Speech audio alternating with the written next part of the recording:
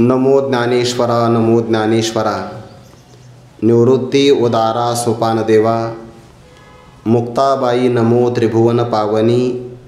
आद्यत्रय जननी देवांची जयांचे केलिया स्मरण। होय सकळ विद्यांचे अधिकरण।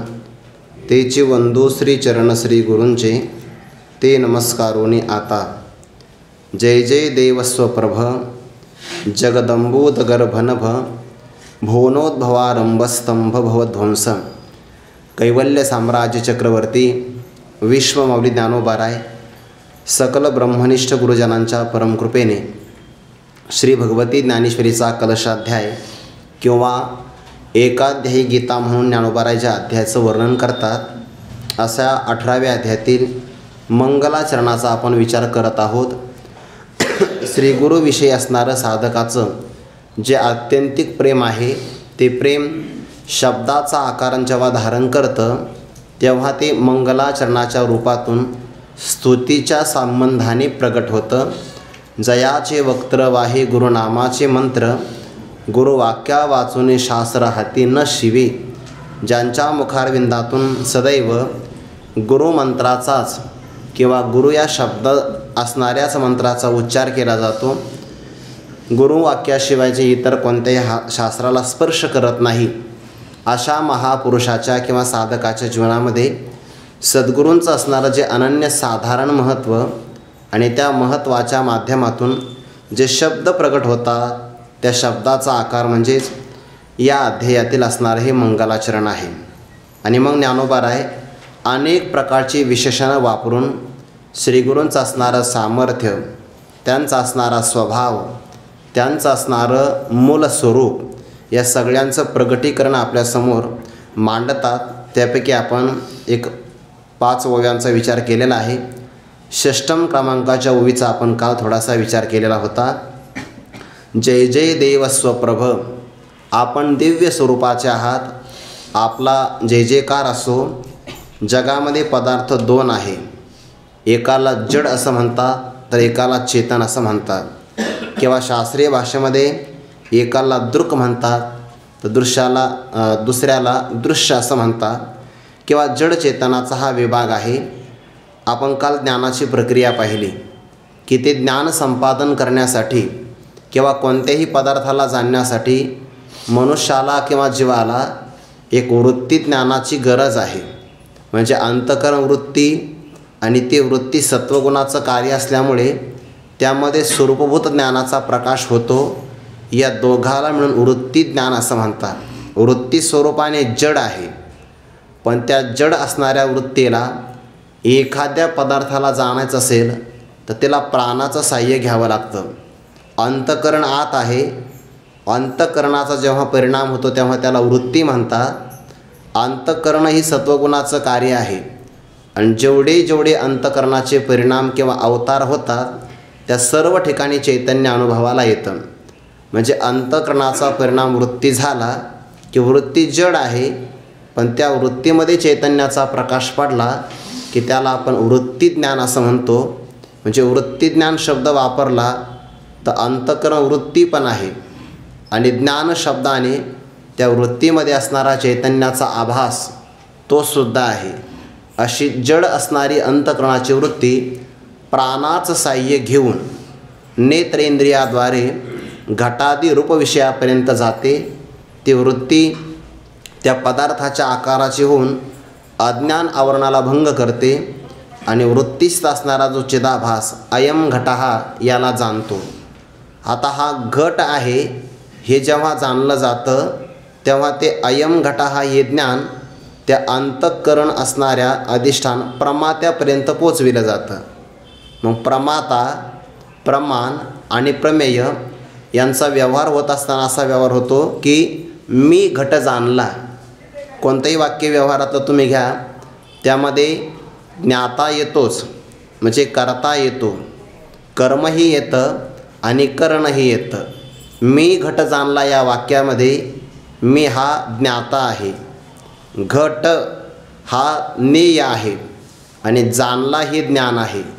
मी घट जाणला ही त्रिपुटी आहे आणि या त्रिपुटीचं प्रकाशन करणारं जे पाठीमागे असणारा अधिष्ठान चैतन्य आहे ते स्वयंप्रकाश आहे.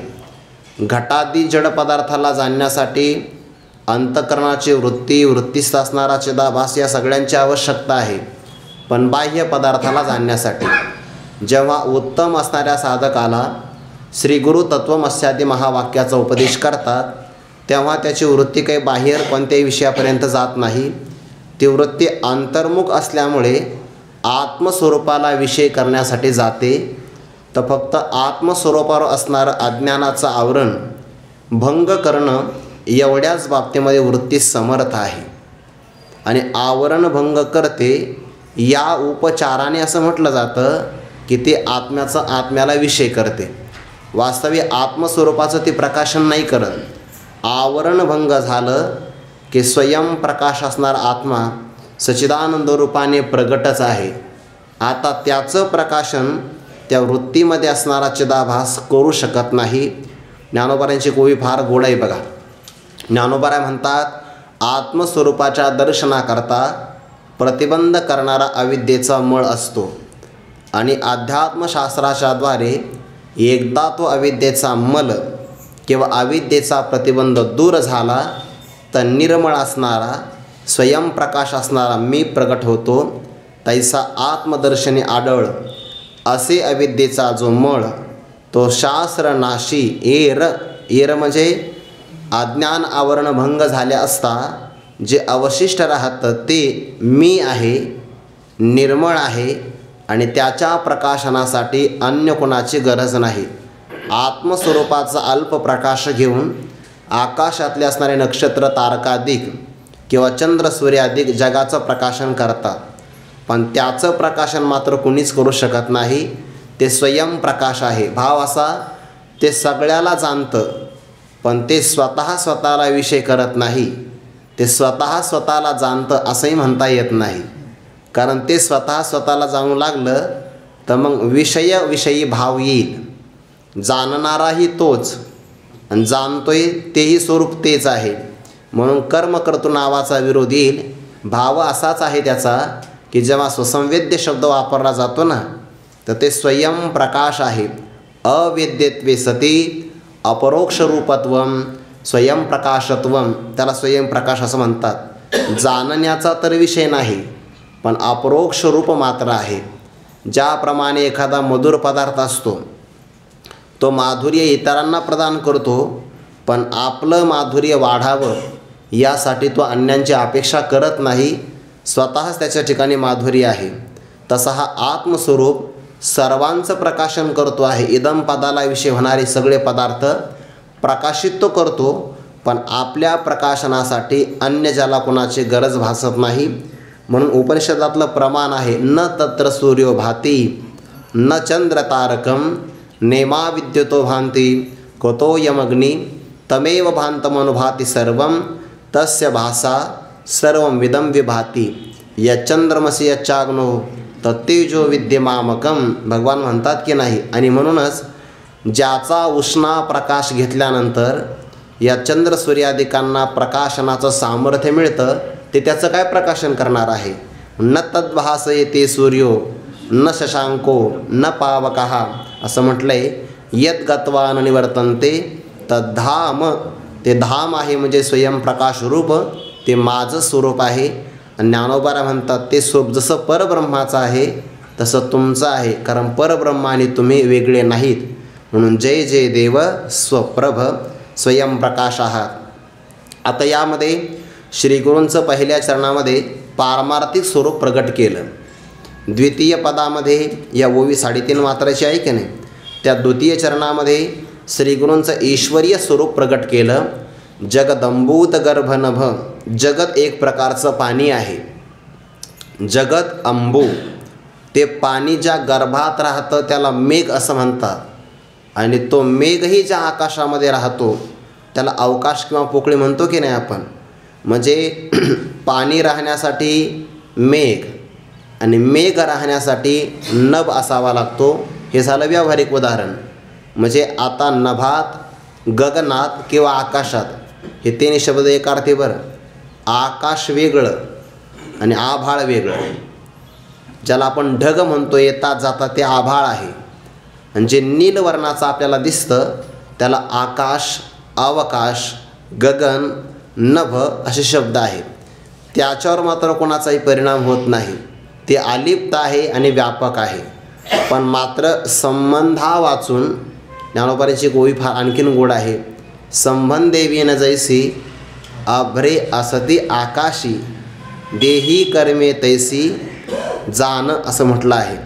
संबंधा वाचून ज्याप्रमाणे आकाशामध्ये अभ्र येतात, काही काळ राहतात, देही कर्मे तैसी योगयुक्ता. आकाशामध्ये संबंधा वाचून येतात, ते धारणही केले जातात, पण त्यांचा परिणाम मात्र आकाशावर होत नाही. तसं ज्ञानी पुरुषाच्या अधिष्ठान स्वरूपावर देहाचे कर्म उत्पन्न होतात, काही काळ राहतात, निघूनही जातात. त्या कर्माचा त्याच्या मूळ स्वरूपाशी काहीही संबंध लागत नाही, असं त्याचं स्वरूप आहे. तसं परमात्म्याचं मूळ स्वरूप आहे माया मेघो जगन्नीरम वर्षत्वेष यथा तथा चिदाकाश नो हानिर नवालाभ इति स्थिती. काल आपण या श्लोकाचा थोडासा विचार केला. माया हा मेघ आहे, जगत एक प्रकारचं नीर म्हणजे पाणी आहे. माया नावाच्या मेघाने जगत नावाच्या पाण्याच्या वर्षावाचा कसाही वर्षाव करू द्या, पण जे चैतन्य आकाश आहे त्याची हानी होत नाही, लाभ होत नाही. अशा प्रकारची त्याची स्वरूप स्थिती आहे. ते आपलं स्वरूप आहे. म्हणून जगत अंबू गर्भ नभ असं आपलं स्वरूप. इथपर्यंत आपण विचार केला. आता पुढे उर्वरित ओवीचा विचार आहे. आपण कसे आहात? भुवनोद्भवारंभस्तंभ भवध्वंस या अंतिम चरणामध्ये श्रीगुरूंचं कर्तव्य सांगितलेलं आहे. आणि तिसऱ्या चरणामध्ये आपण ईश्वरीय स्वरूपाचे आहात याचं प्रतिपादन किंवा स्पष्टीकरण पुन्हा केलं आहे. भुवन शब्दाचा एक अर्थ होतो ज्याची निर्मिती होते त्याला भुवन असं म्हणतात. ते पंचदशीकारांनी या भुवनाचा विचार केला किंवा शास्त्रामध्ये 14 भुवनं आलेली आहेत. 14 भुवनाचं मिळून एक ब्रह्मांड तयार होतं आणि एका ब्रह्मांडाचा अध्यक्ष एक ब्रह्मदेव असतो. 14 भुवन म्हणजेच काय? प्राणी मात्रांना राहण्याकरता जिथे भोग मिळतात, देह मिळतो, वास्तव्याला जागा मिळते त्याला भुवन असं म्हणतात. जिथे प्राणी मात्र राहू शकतात. आणि मग भुवन अनेक प्रकारचे आहे. जसं की आपण म्हणतो इंद्र भुवन म्हणजे इंद्राचं भुवन, किंवा ब्रह्मभुवनी दिवस पाहे, किंवा ब्रह्मभुवन गाचवरे लोकाचळाचे म्हणजे ब्रह्मदेवाचं भवन आहे. असे एकूण भुवन किंवा भवन 14 प्रकारचे. आणि 14 प्रकारचे भवन मिळाले की त्याला एक ब्रह्मांड म्हणतात. त्याचा विचार असा आहे भूरलोक, भुवरलोक, महरलोक, जनलोक, तपोलोक, सत्यलोक. नंतर खाली असणारे अतल, वितल, सुतल, तलातल, रसातल, महातल आणि पाताळ हे 14 जे भुवन आहेत या भुवनांचं मिळून एक ब्रह्मांड तयार होतं. मग आता हे ब्रह्मांड कोण तयार करतं? जगत कोण निर्माण करतं? या जगताच्या कारणाविषयी अनेक शास्त्रकारांचे अनेक मतं आहेत. अनेक मतं. काही जण तर असं म्हणतात जगत आपोआप निर्माण होतं, स्वभाव निसर्गतः तयार होतं, याला कोणी कारण नाही. काही शास्त्रकार म्हणतात या जगताला प्रकृती कारण आहे. दुसरे शास्त्रकार म्हणतात प्रकृती तर जड आहे आणि जड असणारी प्रकृती कशाला निर्माण करू शकत नाही, म्हणून दुसरं काहीतरी कारण माना. काही शास्त्रकार जीवाचं कर्म या जगाला कारण मानतात की स्वतःच्या अदृष्टवादारा अदृष्ट धारण करून हा असणारा जीवच जगाला निर्माण करतो म्हणजे कर्म कारण मानतात. काही जण असं म्हणतात ईश्वर कारण आहे आणि काही शास्त्रकार असं म्हणतात ब्रह्म कारण आहे. मुळामध्ये जेव्हा ब्रह्म किंवा ईश्वर शब्द वापरला जातो तर त्याचा अर्थ असा होतो ब्रह्म शब्द जरी वापरला तरी मायोपाधिक चैतन्य जगाचं कारण आहे आणि ईश्वर शब्द वापरला तरी मायोपाधिक चैतन्यच कारण आहे. त्या शाळेमध्ये जर आपण गेलो तर काही गणितं सोडवायचे असतात. ते गणित सोडवत असताना मराठीमध्ये क्ष किंवा इंग्रजीमध्ये एक्स वापरला जातो. समजा कल्पना करा की एची किंमत किती काढायची आहे. मग ते ए वापरलं ना, ए अधिक 3 बरोबर 5. मग आता ते मानावं लागतं, ए माना एक्स माना. मग त्याचं गणित कसं सोडवायचं, ए अधिक 3 बरोबर 5 केले की 5 अगोदर घ्यायचे, अधिकाच्या विरुद्ध करायचं. म्हणजे 5तून वजा 3 केले तर एची किंवा एक्सची किंवा क्षची किंमत राहिली 2. म्हणजे 2 अधिक 3 बरोबर झाले 5. मग आता गणित सोडण्याकरता जसा एक्स मानावा लागतो तसं जगताचं कोड उलगडण्यासाठी माया मानावी लागते. मायेशिवाय जगताचं गणित सोडवू शकत नाही. मग ती माया मानायची कशी, माया तर जड आहे, जड कुणालाही कारण होऊ शकत नाही. आणि ब्रह्म मुळामध्ये असंग स्वरूपाचा आहे, त्याचा कोणाशी संबंध लागू शकत नाही. म्हणजे झालं का, मायाही निर्माण काही करत नाही आणि ब्रह्मही बिचारा असंग असल्यामुळे तेही कोणाला काही निर्माण करत नाही. जे कार्य ना कारण जया दुजे ना एकपण, आपण या जे जाण आपणची त्याला म्हणतात ब्रह्म. अक्षरम ब्रह्म परमम असं म्हटलं आहे 8व्या अध्यायामध्ये. जे अविनाशी स्वरूपाचं आहे त्याला म्हणतात ब्रह्म. मग ते ब्रह्म तर असंग आहे, संबंध करू शकत नाही. माया जड आहे म्हणून शास्त्रकारांनी असंग असणारं जे ब्रह्म आणि असणारी माया या दोघांचा आध्यासिक तादात्म्य संबंध मानला, त्याला कल्पित संबंध असं म्हणतात.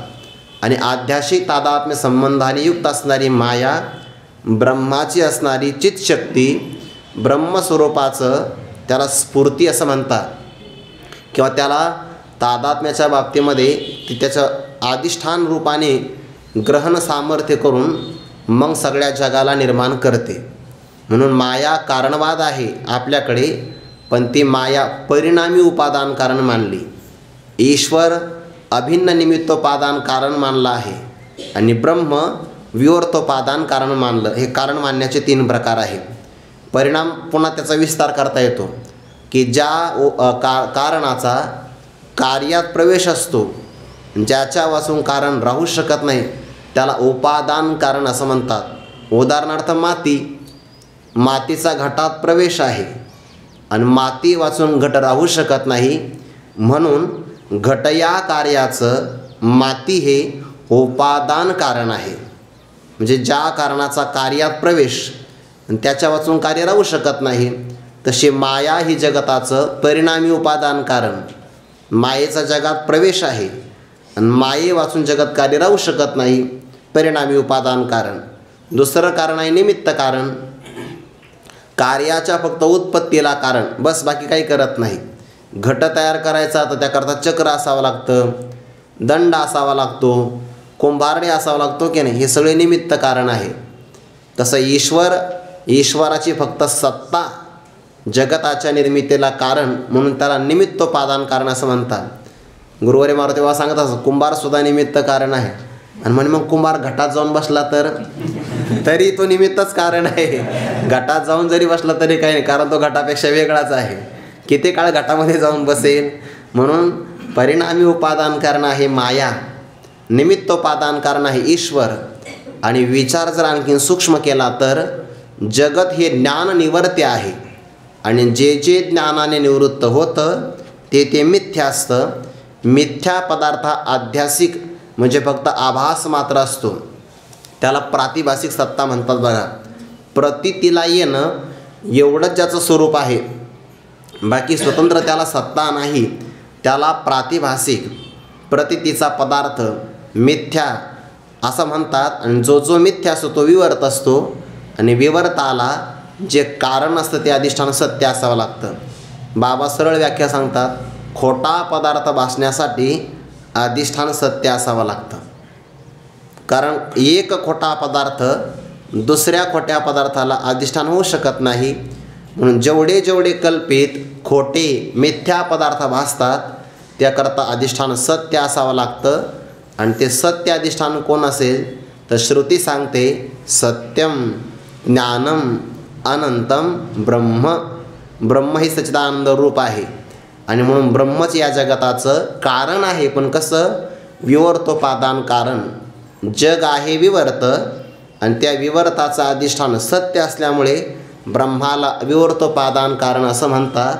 आणि मग त्या सगळ्या जगतामध्ये सगळ्या जगामध्ये अनंत ब्रह्मांड असतात. अनंत ब्रह्मांडामध्ये एका ब्रह्मांडामध्ये 14 भुवन असतात. त्या भुवनामध्ये प्राणीसुद्धा अनेक प्रकारचे असतात. आणि त्या प्राण्याला राहण्याकरता जे भोग्य पदार्थ तयार केले जातात ते सगळे भोग्य पदार्थ निर्माण होतात. प्रत्येकाचा आहार वेगळा आहे की नाही. एके पवनेची पीती, एके तृणास्तवचिती, एके अन्नाधारे राहते जडे एके. सगळ्या प्राण्यांचा आहार वेगळा आहे आणि त्याला त्या अवस्थेमध्ये तो आहार प्राप्तही होतो. काही फक्त पाणीच प्राशन करतात, जलचर पाण्यावरच राहतात. काही गवतावर जगतात जसे की गाई वासरं. एके अन्नाधारे राहतात, मानवाधिक अन्नावर राहतात. आणि काही मात्र पवनेची पीती, वायू भक्षण करतात. बघा हे अजगरासारखे आहे की नाही, ते वायू भक्षण करतात. नाथांनी त्या अजगराला गुरु मानला आहे. कशा करता की परमार्थ करणाऱ्या साधकाने इतर असणारा अट्टहास करू नये, प्रारब्धावर विसंबून राहावं याकरता अजगराला गुरु मानलं. निश्चित पडलेला असतो. प्रारब्धाने जर एखादं भक्ष्य आलं तर सेवन करायचं, नाहीतर निवांत वायू भक्षण करायचं आणि राहायचं. काही तो अडचण घेत नाही. म्हणजे तो वायू भक्षण करतो. त्या सगळ्या प्राण्यामात्रांना आहार, राहण्याची जागा, सुखदुःखाचा भोग होतो. ते सगळ्याला भुवन असं म्हणतात. आणि ते परमात्मा तयार करतो. कसं? असंग असणाऱ्या परब्रह्माला जर माया नावाची उपाधी लागली की त्याच्या ठिकाणी ईश्वर भाव येतो. आणि मग ईश्वराला संकल्प होतो, एकोहम बहुश्याम, एकाकी न रमते. ते एकट्याला करमत नाही. जीवाचा स्वभाव, आता जीव ही परमात्म्याचा अंश आहे की नाही, जीवाला एकट्याला करमत नाही. तुम्ही बघा काल ते बंडातात्याने, गुरुवारी बंडातात्याने खूप गोड वाक्य सांगितलं.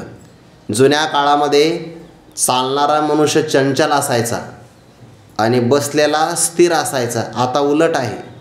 चालणारा स्थिर असतो आणि बसणारा मोबाईल पाहिल्यामुळे चंचल असतो. एकाकी न रमते, एकट्याला करमत नाही त्याला. म्हणून एकलेन कंठेची म्हणून या येणे, केली निर्माण 14 भुवने, गगनचंद्रमेघ सूर्य तारांगणे, 5 महाभौतिके, भौतिके भिन्ने भिन्ने वो. किंवा पंचदशकारांनी पहिल्याच प्रकरणामध्ये हा विचार घेतला आहे की परमात्मा तद्भोगाय पुनर्भोग्य, भोगाय तनजन्मने, वियत्पवन तेजोंबो, भूवभूतानि जज्ञिरे, तैरंडस्तत्र भुवनम असा शब्द वापरला की नाही. ते सगळे भोग्य पदार्थ, भुवन किंवा ब्रह्मांड, हे सगळं परमात्मा ईश्वर निर्माण करतो. निर्माण करणारा हा परमात्मा संकल्पाने निर्माण करतो. आणि जेव्हा संकल्पाने निर्माण करतो ना, त्याचा संकल्प आहे एकोहम बहुश्याम, मी एकटाच आहे आणि मी पुष्कळ व्हावं. आता जीवाचा संकल्पसुद्धा स्वप्नामध्ये जर अनेक पदार्थ निर्माण करू शकतो तर ईश्वर काय निर्माण करणार नाही. पंचदशकाराने असं म्हटलं आहे, सामान्य असणारे जीवाची निद्रा, आणि जर त्या निद्रेत त्याला स्वप्न पडलं, आपण जर आपल्या खोलीमध्ये झोपलो असेल, 10 बाय 10 किंवा 10 बाय 12ची जर आपली खोली असेल, आणि जर आपण आपल्या त्या खोलीमध्ये रात्री विश्रांती करत असताना दिवा मालवला, म्हणजे अंधारामध्ये आपण झोपलो आहे, आणि जर आपले संस्कार वारकरी साधनेचे असतील तर आपल्याला पंढरी क्षेत्राचं स्वप्न पडतं. तेच म्हटलं आहे की स्वप्न पडत असताना आपल्या कंठामध्ये एक पुरितत नावाची नाडी आहे. लहान मुलाच्या डोक्यावर असणारा एक केस, त्याचे 100 भाग केले, 100व्या भागाचे पुन्हा 100 भाग केले, म्हणजे एका केसाचा तो झाला 10,000वा हिस्सा. 100 गुणिले 100 म्हणजे किती? 10,000. मी एका विद्यार्थ्याला कीर्तनात विचारलं आहे, 100 गुणिले 100, तो मला 200. म्हणलं चांगलं गणित आहे. 100 अधिक नाही म्हणलो मी, 100 गुणिले 100, 100 गुणिले 1000 1 लाख होता, पण 100 गुणिले 100 केलं तर 10,000. म्हणजे एका लहान मुलाच्या डोक्यावर असणाऱ्या एका केसाचा 10,000वा हिस्सा जितका सूक्ष्म असेल तेवढी आपल्या कंठामध्ये पुरितत नावाची नाडी आहे. इतकी सूक्ष्म आहे. आणि त्या नाडीमध्ये आपलं एक मन क्षणभर गेलं, हे अथांग असणारं स्वप्न आपल्याला पडतं. म्हणजे स्वप्न पडतं क्षणभर, पण दिसताना असं वाटतं आहे की 3-4 पिढ्या येऊन गेल्या. क्षणभरच स्वप्न असतं की अंधारात स्वप्न पडतं, पण स्वप्न पडत असताना हा सूर्योदयाला चंद्रभागेत स्नान करतो. स्वप्न आहे अंधारात पडलेलं, तिकडे झाला आहे सूर्योदय. स्वप्न पडले अल्प काळात, पण तिकडे मात्र त्याला 5-6 पिढ्याचा अनुभव येतो. स्वप्न पडते अल्प देशामध्ये, पण अगदी पंढरपुराचं सगळं क्षेत्रफळ त्याच्या त्या कंठाच्या पुरितत नावाच्या नाडीमध्ये सामावलं जातं. मग सामान्य जीवाची जर निद्रा अल्प देशात अल्प काळामध्ये जर अख्खं पंढरपूर निर्माण करत असेल, जीवाची निद्रा अविद्या, जीवात एवढं सामर्थ्य असेल, तर हा तर मात्र सगळ्या जीवाचा स्वामी आहे, म्हणून तो काय निर्माण करणार नाही. मग जीव स्वप्नामध्ये स्वतःच अनेक पदार्थ होतो. मिथ्या पदार्थाचा द्रष्टा हा त्या पदार्थांचं उपादान कारण असतो की नाही.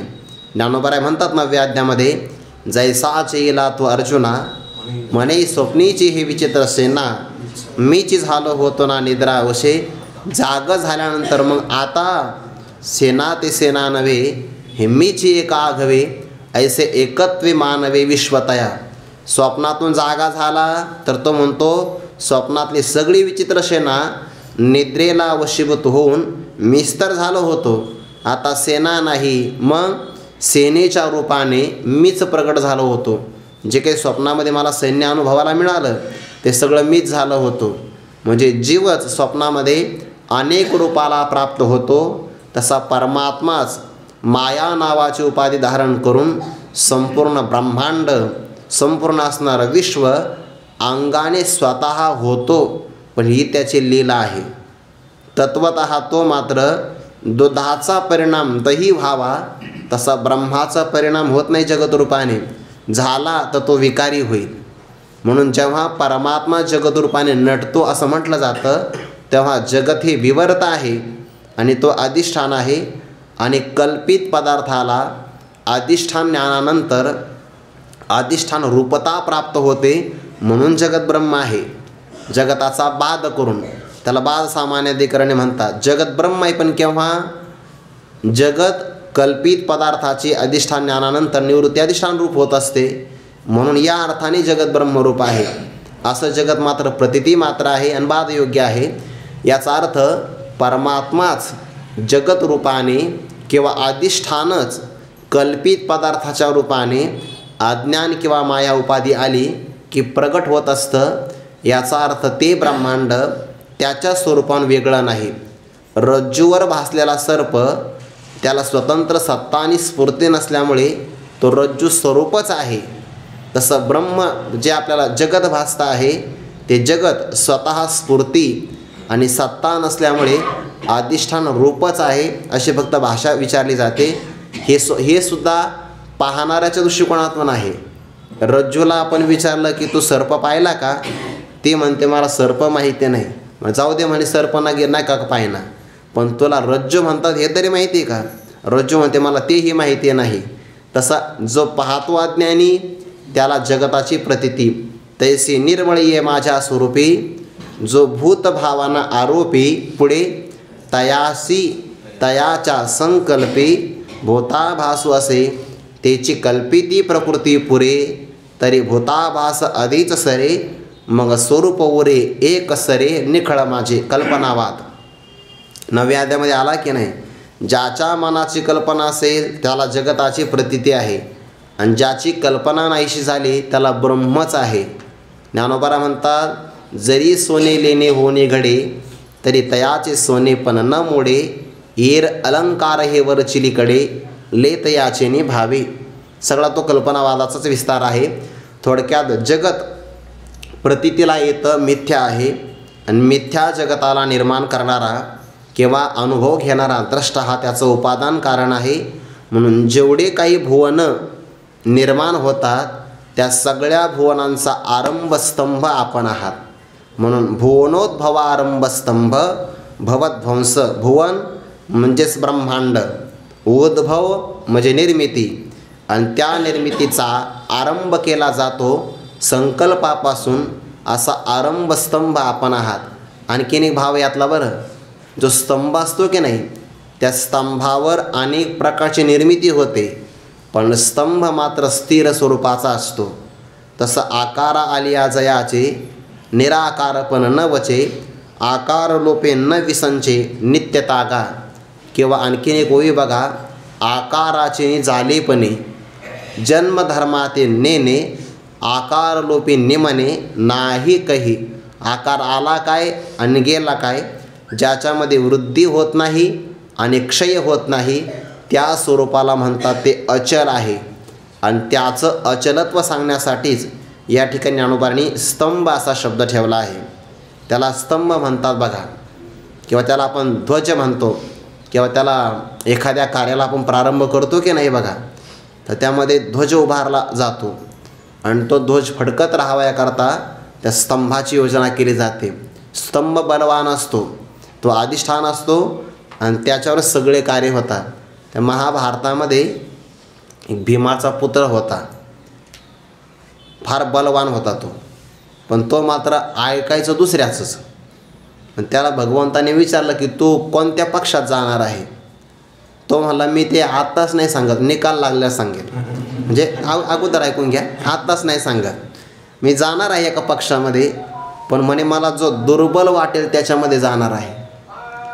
भगवंताच्या लक्षात आलं की हा नक्कीच कौरवांच्या पक्षामध्ये जाणार आहे, कारण पांडव बलवान आहे, आपण त्या पक्षात असल्यामुळे कौरवांच्या पक्षात जर हा गेला तर मग कौरवाचं बल वाढेल. आणि मग त्याला भगवंताने सांगितलं, आहे बघ, विजय जर मिळवायचा असेल ना तर या युद्धभूमीमध्ये एक स्तंभ आहे, त्या स्तंभाचं तू पूजन कर, म्हणजे विजय मिळेल. तो गेला पूजेला, मला वाटतं बब्रुवाहन त्याचं नाव आहे, बरोबरी का. तो गेला पूजेला, भगवंताने त्याला सांगितलं पूजेला जा, आणि भीमाला अगोदरच सांगितलं त्या स्तंभाचं रक्षण कर म्हणे. आणि जर कोणी आलाच पूजेला तर पाहायचा नाही, अंधारामध्ये ठार करायचा. भीमाने सांगितलं काय हरकत नाही. आता भीम अशा क्षणाचीच वाट पाहत असतो. वरी भीमसेन बेथू, तो म्हणजे आडदांड गडी आहे, हां, फक्त प्रसंग आला पाहिजे हात घ्यायचा, ते भीमाचं कार्य आहे. बलवान आहे की नाही. आता देवानेच आपल्याला आज्ञा केली आहे ठार करायचं म्हणून, काहीच पाहिलं नाही महाराज. तो बब्रू आला रात्री पूजेला, बब्रुवाहन का बरोबरी, आल्यानंतर भीमाने त्याला ठार केलं. आणि सकाळी पाहिलं वर्तमानपत्रात बातमी आली, तर आपल्याच मुलाची बातमी. भीमाने देवाला विचारलं का असं काय झालं. हे म्हणे चुकून झालं. चुकून नाही, त्या स्तंभावर सगळं युद्धाचं कार्य अवलंबून होतं. त्याचं रक्षण झालं तर युद्धामध्ये जय पराजय ठरला जात होता. जसा तो युद्धाकरता स्तंभ महत्त्वाचा, किंवा कोणताही मोठा कार्यक्रम होऊ द्या, त्यामध्ये स्तंभ उभारणी महत्त्वाची असते आणि तो अचल असतो. एखाद्या प्रसंगाला त्या व्यासपीठावरच्या खुर्च्या हलवल्या जातात, स्तंभ नाही हलवला जात, कारण तो स्थिर स्वरूपाचं अधिष्ठान आहे. तसं अनेक ब्रह्मांडाचं आश्रयस्थान आपण आहात, म्हणून भुवनोद्भवारंभ स्तंभ. आता एक भाव आपण पाहिला की जे जे कल्पित पदार्थ निर्माण होतात या संपूर्ण जगताच्या रूपाने, तर ते अधिष्ठानच त्या रूपाने प्रगट झालेलं असतं. म्हणून ईश्वरच अनेक ब्रह्मांडाच्या रूपाने प्रगट झाला. भगवान परमात्मा गोकुळात आले. आल्यानंतर मग बाललीला करू लागले. रामायणामध्ये जेव्हा प्रभू रामचंद्र अवताराला आले तेव्हा भगवान लहान झाले आणि पाळण्यामध्ये विश्रांती करू लागले. हे विश्रांती करता करता देवाच्या मनात आलो, हे सगळे संत आपल्या चरणकमलाचं महिमान सांगतात.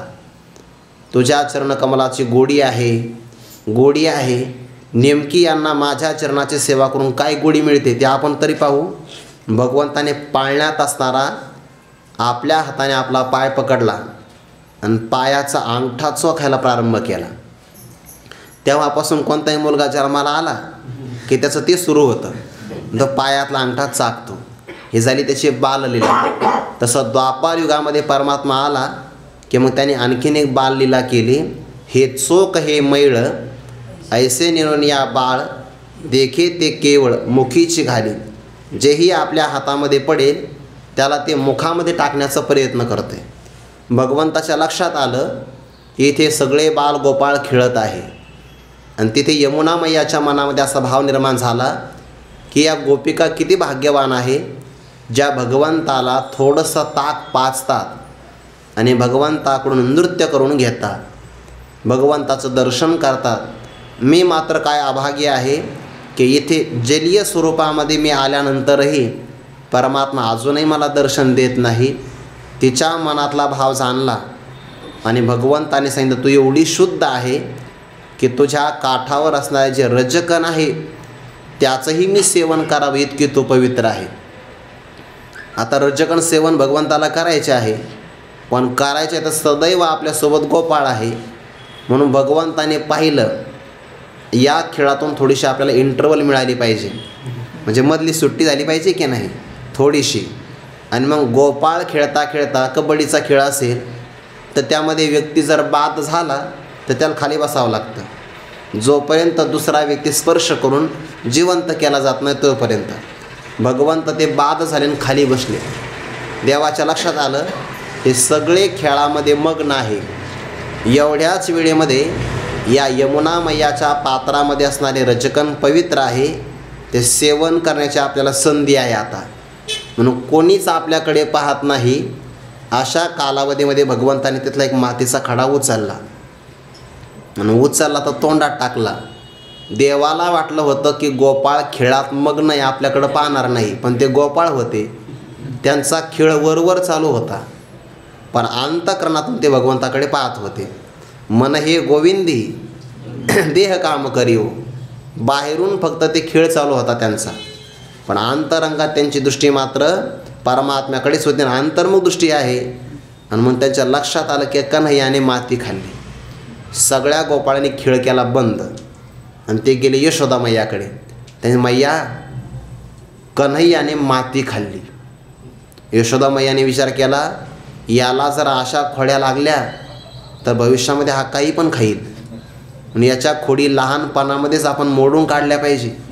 आज माती खाईल, उद्या दुसरे काही खाईल, दुसऱ्याच्या वाट्याचे पैसेच खाईल, असं काही पण होऊ शकतं की नाही. म्हणून ही खोडी लहानपणातच बंद केली पाहिजे. लालयित पंचवर्षांनी दशवर्षांनी ताडयित. मग ती आली यशोदा मैया धावत धावत, लहानच होता हा. सांगितलं कन्हैया माती खाल्ली? अजिबात नाही. माती कशाला म्हणतात हे मला माहितीच नाही अजून. माती खाल्लीच नाही मी. खाल्ली नाही. हे गोपाळ काय सांगतात? गोपाळावर काय विश्वास ठेवते म्हणे आई तू?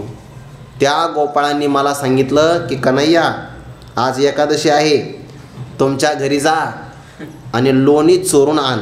मी म्हटलं मी काही करील, पण मी चोरीसारखा धर्म करणार नाही. मी नकार दिला चोरी करण्यासाठी. आणि मग हे सगळे एकत्र आले मला माझा पराजय करण्यासाठी. सगळे एकत्र आलेले आता हे माझा पराजय करण्यासाठी. आणि त्यांच्यावर तो विश्वास ठेवते आहे. बरं म्हणे त्यांच्यावर नाही विश्वास ठेवायचा. बलराम दादा त्याचा काय विश्वास ठेवते तू? तो तर कायम माझा पक्षपातीच आहे. त्याने अवताराच्या अगोदर सांगितलं होतं मी अवतारालाच येणार नाही. मी त्याला वचन दिलं की आता तू वडील होई बा सर्वज्ञा, पाळीन मी आज्ञा तुझी बारे. आणि त्याची आज्ञा पालन केली नाही म्हणून तो दमदाटी मला करतोय. तू माती नाही खाल्ली? अजिबात नाही म्हणे. खरं बोलतो, शपथ आहे आपली, खरंच बोलतोय म्हणे. जर तू माती खाल्ली नाही तर तोंड उघड. भगवंताने सांगितलं मी मातीच खाल्ली नाही तर तोंड कशाला उघडू? खाल्ली नाही ना उघड, नाहीच खाल्ली तर उघडायचंच कशाला? माझ्यासमोर तर्क करतो. आणि मग यशोदा मैयाने धाक बसविण्यासाठी मारावया तिने उगारिली काठी, भुवने त्या पोटी 14 देखे. तिने मारण्यासाठी काठी उगारली. भगवंताला सांगितलं मुख उघड. मागा बाळपणे येणे श्रीपती, जै एक वेळ खादली होती माती, तै कोपोनिया हाती यशोदा धरेला, मग भेने भेने जैसे मुखी झाडा द्यावयाची मिसे, 14 भुवने सावकाशे. दाविली ती त्या 14 भुवनामध्ये अवकाश आहे. असे ते जसे आपले विद्यार्थी नाही का कीर्तन झाल्यानंतर अगदी खिटून पंक्तीत बसतात, तसे भुवन नाही आहे. प्रत्येक भुवनामध्ये जागा आहे का नाही? भुवरलोक, स्वरलोक, महरलोक, जनलोक, तपोलोक, सत्यलोक. नाथ महाराजांनी भागवतामध्ये या सगळ्या ब्रह्मांडातल्या भुवनाचा अंतर दिले बरं, की चंद्रलोक कुठपासून कुठपर्यंत आहे त्याचा अंतर किती. आता शास्त्रज्ञ सांगतात की पृथ्वीपासून चंद्राचा अंतर 3,84,400 किलोमीटर आहे. आता सांगतात शास्त्रज्ञ. केव्हा? चंद्रयान गेलं तेव्हा. पण नाथ महाराजांनी हे अगोदर सांगून ठेवलं आहे किंवा आपल्या ऋषीमुनींनी हे अगोदरच संशोधन करून ठेवलेलं आहे. सगळा विस्तार त्यामध्ये आलेला आहे. त्या सगळ्या भुवनामध्ये प्रत्येकामध्ये जागा आहे. म्हणून सावकाशे देवाने आपलं मुख उघडलं आणि पाहिलं तर सगळे ब्रह्मांड अनंत ब्रह्मांडे उदरी हरिहा बाळक नंदा घरी. माता देवाच्या मुखामध्ये जे ब्रह्मांड दर्शन झालं, ज्याला भुवन असं म्हणतात, ते भुवन कोणी निर्माण केले? त्यानेच निर्माण केले. म्हणून सगळ्या भुवनाचा उद्भवाचा आरंभस्तंभ आपणच आहात. उपलक्षणाने आरंभही आपल्यापासूनच होतो भुवनाचा. ते सगळं ब्रह्मांड भुवन आपल्यामध्येच राहतात आणि प्रलय काल प्राप्त झाला की ते सगळे भुवन आपल्या स्वरूपामध्ये लयाला जातात. असं या जगताचं यतो वा इमानी भूतानि जायन्ते येन जातानि जीवन्ति यत् प्रयन्ते विसंविशन्ति तद्विजिज्ञासस्व तद्ब्रह्मेति. एवढं श्रुतिवाक्य आलं की नाही? त्या श्रुतिवाक्याचा संपूर्ण सारांश याच होईत आहे. भुवनोद्भवारंभस्तंभ, आरंभही आपण, स्थितीही आपण आणि प्रलय कालामध्ये सामावून घेणारी सुद्धा आपण. मग आता तुम्ही असं म्हणाल हे तर परब्रह्माचं स्वरूप आहे आणि इथे तर वर्णन श्रीगुरूंचं सुरू आहे. संगती कशी आहे? साधकाकरता श्रीगुरूच परब्रह्म आहे. या साध्यामध्ये पुढे ओव्या येतात की पवनाजयाचे बळ, आकाश जेने पगळ, ज्ञान जेन स्वज्वळ चक्रवर्ती. या सगळ्या ओव्याचा प्रारंभ आपण घेतला तर एक अंतिम ओवी आहे, तो सर्वोपकारी समर्थ सद्गुरु श्रीनिवृत्तीरात राहत तसे मजही आतरी गोनिया. सर्वावर उपकार करणारे समर्थ असणारे श्रीगुरु निवृत्तीनाथ माझ्यामध्ये सुद्धा प्रवेश करून राहत आहे. सगळ्यामध्ये प्रवेश कोणाचा आहे? सर्वाघटी राम देहादेही एक, भरला घनदाट हरी दिसे. परब्रह्माचं वर्णन असू द्या किंवा श्रीगुरूंचं वर्णन एकच आहे. म्हणून शास्त्रामध्ये परब्रह्म जगताचं जरी कारण सांगितलं तरी पण श्रीगुरूच कारण आहे. म्हणून भुवनोद्भवारंभस्तंभ. आणि आणखीन आपण कसे आहात? भवध्वंस. भव म्हणजे संसार आणि या संसाराचा ध्वंस नाश करणारे आपण आहात. संसार ही ईश्वरीय सृष्टी आहे. मग ईश्वरीय सृष्टीचा नाश करतात का श्रीगुरू? नाही. श्रीगुरूंचं कर्तव्य दोन प्रकारचं आहे. तसं तर विचारसागराच्या तिसऱ्या तरंगामध्ये 5 प्रकारचा भेद निराकरण करणं हे श्रीगुरूंचं आद्य कर्तव्य आहे. आद्य कर्तव्य जीवजीवाचा, जीव ईश्वराचा, जीव जडाचा, जडा जडाचा आणि जड ईश्वराचा, हे सगळे असणारे 5 प्रकारचे भेद जीवाच्या दुःखाला कारण आहे. आणि या भेदाचं निराकरण श्रीगुरू करतात अभेद ज्ञान प्रतिपादन करून. किंवा आणखीन 2 प्रकारचं कर्तव्य आहे, या साधकाला इष्ट प्राप्त करून द्यावं आणि त्याच्या जीवनातलं अनिष्ट निवारण करावं. मग इष्ट प्राप्ती कोणती आहे? परमानंदाची प्राप्ती. आणि अनिष्ट निवृत्ती कोणती आहे? तर संसार दुःखाची लयरूप नाही, संसार दुःखाची आत्यंतिक निवृत्ती. आणि संसार दुःखाची आत्यंतिक निवृत्ती ही कार्याची कारणासहित निवृत्ती होत असेल तर त्यालाच आत्यंतिक निवृत्ती म्हणतात. एखादं कार्य जर आपल्या कारणात निवृत्त होत असेल तर त्याला लयरूप निवृत्ती म्हणतात. पण कार्य आणि कारण हे दोघंही निघून जात असेल तर त्याला आत्यंतिक निवृत्ती असं म्हणतात. आणि म्हणून श्रीगुरूंचं एक कर्तव्य आहे की संसार निवृत्त करायचा आहे. आणि संसारायसा दारून जो भेटलाची हरिशीन तो ज्ञानदानी स करून भजजे गुरु. श्रीगुरूंची सेवा करायची कशासाठी? संसारा अशा प्रकारचा जो भयंकर दुःखदायक प्रसंग आहे आणि त्या संसाराचा शीन नाहीसा करावा हे श्रीगुरूंचं कर्तव्य आहे. मग संसार कोणता नाहीसा करायचा? ईश्वरीय सृष्टी तरीही प्रलय काळाशिवाय नाश होऊ शकत नाही. मग कोणती नष्ट करायची? पंचदशिकाराने चतुर्थ प्रकरणामध्ये याचा विचार केला आहे.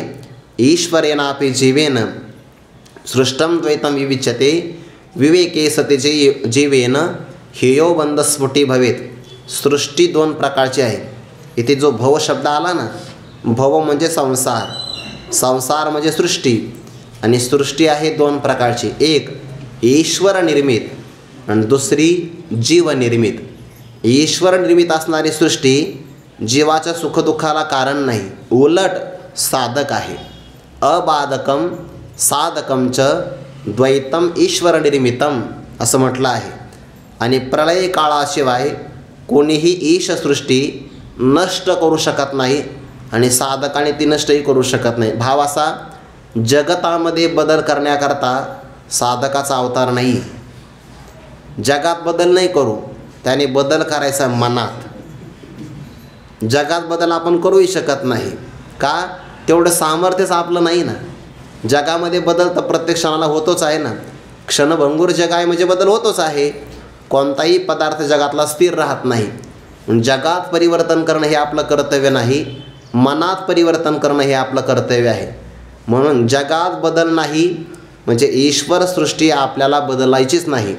उलट ईश्वर सृष्टीमध्ये असणारे श्री गुरु, ईश्वर सृष्टीमध्ये असणारं शास्त्र, हे जे द्वैत आहे की नाही, हे आपल्याकरता साधक आहे. साधक म्हणजे सहाय्य करणारं आहे.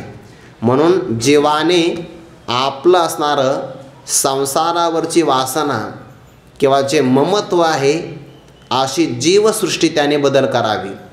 त्या सृष्टीमध्ये शास्त्रीय आणि अशास्त्रीय असे प्रकार सांगितले. शास्त्रीयमध्ये आत्मस्वरूपाचा विचार करणं, गुरूंची सेवा करणं किंवा वेदशास्त्राचं अध्ययन करणं हे शास्त्रीय द्वैत आहे. आणि पुढे चालून कामक्रोधाधिक तीव्र मनोराज्याचं मंद द्वैत हे अशास्त्रीय द्वैत आहे. याचं निवारण जर केलं, अशास्त्रीय द्वैत निघून गेलं आणि शास्त्रीय हे द्वैत जोपर्यंत ब्रह्मज्ञान होत नाही तोपर्यंत जतन करावं. अशास्त्रीय द्वैत ब्रह्मज्ञानाच्या अगोदर आणि ब्रह्मज्ञान झाल्यानंतरसुद्धा कधीच स्वीकार करू नये. असा जर जीवाच्या मानसिक असणाऱ्या सृष्टीचा जीवाकडून परित्याग झाला की त्याचा असणारा संसार संपलेलाच आहे. त्याच्याकरता एक विचारसागरामध्ये उदाहरण दिलं आहे. 10 लोकाला 10 प्रकारचा भ्रम होतो, 10 लोकाला. पण ज्याचा भ्रम निवृत्त झाला त्याचंच दुःख निवृत्त होतं, बाकीच्यांचं तसंच राहतं. कल्पना करा, रज्जू पडलेला आहे रस्त्यावर. त्या रज्जूवर 10 लोकांना 10 जणांचा भ्रम होतो, 10 पदार्थाचा. एकाला सर्प दिसतो, एकाला पुष्पमाला दिसते, एकाला जलधारा दिसते, एकाला जमीन दुभंगलेली दिसते. असे 10 जण आहे. 10 जणाला एकाच रज्जूवर 10 प्रकारचे भ्रम झाले. पण ज्याला अधिष्ठानाचं ज्ञान झालं त्याचाच भ्रम निवृत्त होतो, बाकीच्यांचा मात्र तसाच राहतो. तसं साधकाची असणारी मानसिक सृष्टी किंवा त्याचं मानसद्वैत जर निवृत्त झालं तर त्याचाच बंध, त्याचाच संसार सुटतो, बाकीच्यांचा तसाच राहतो. आणि म्हणून साधकाने या बाबतीमध्ये उद्धरेत आत्मनात्मानं नात्मानमवसादयेत आत्मैव ह्यात्मनो बंधुः रात्मैव बंधू आत्मैव रिपुः आत्मनः असा विचार करावा. आपुले आपण करा सोडवन संसार बंधन थोडा वेगी. या संसाराचं म्हणजे ईश्वरीय असणाऱ्या संसाराचं बंधन नाही.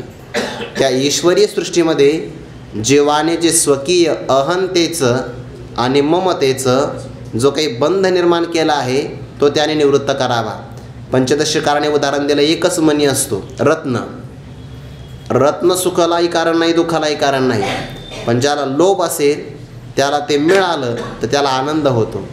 दुसऱ्याला लोभ आहे आणि मिळालंच नाही की त्याला दुःख होतं. आणि विरक्त पुरुषाला तो फक्त रत्नाकडे पाहतो, त्याला सुखही होत नाही, दुःखही होत नाही. तसं हे असणारं जगत, ज्याची वासना असेल आणि जर पदार्थ अनुकूल मिळाला की सुख वाटतं, नाहीच प्राप्त झालं की दुःख वाटतं. आणि विरक्तस्य तृणम जगत, त्याला सुखही होत नाही आणि दुःखही होत नाही. म्हणून संसार नाहीसा नाही करायचा. इथे जरी शब्द आला असाला भवध्वंस, तर ध्वंस शब्दाचा नाश असा अर्थ न करायचा, बाद असा अर्थ करायचा आहे. ना प्रतितीस्तयोर बाधः दृढ मिथ्यात्मनिश्चयः. अप्रतिती होणं हा नाश नाही. प्रतितीला येत असताना सुद्धा दृढ मिथ्या याचा निश्चय झाला की त्यालाच म्हणतात बाध. आता झोपला एखादा व्यक्ती तर झोपेमध्ये जगत आहे का? जगताची प्रतीती नाही. जगताची कुठं प्रतीती आहे गाढ झोपेमध्ये? मग जगताची प्रतीती नाही झोपेत म्हणजे तो मुक्त झाला का? नाही. म्हणून अप्रतीती याचा अर्थ तो मुक्त याचा अर्थ नाही होत. प्रतीती येत असताना सुद्धा प्रतीतीला येणारा पदार्थ त्रैकालिक अत्यंताभावरूप असणं याला म्हणतात दृढ मिथ्यात्म निश्चय. संसार दिसू द्या हरकत नाही, पण सत्यत्व बुद्धी जाणं आणि दृढ मिथ्यात्व बुद्धी प्राप्त होणं हा त्या संसाराचा नाश आहे. आणि त्याला म्हणतात भवध्वंस. ते श्री गुरुच करतात.